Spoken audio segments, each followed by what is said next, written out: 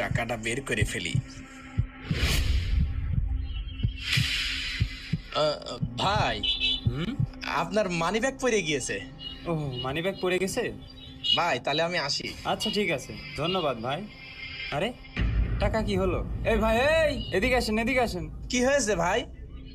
আমার এই মানি ব্যাগের ভেতরে খুচরা 500 টাকা ছিল, সে টাকা কি হলো? তা আমি কিরাম করে কব? আপনি আমার মানি ব্যাগ আগে দেখেছেন, আপনি আমার টাকা নিয়েছেন, টাকা দেন। দূর ভাই, কি বলেন এসব?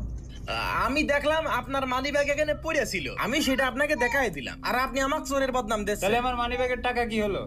সেটা আমি জানবো কিরাম করে?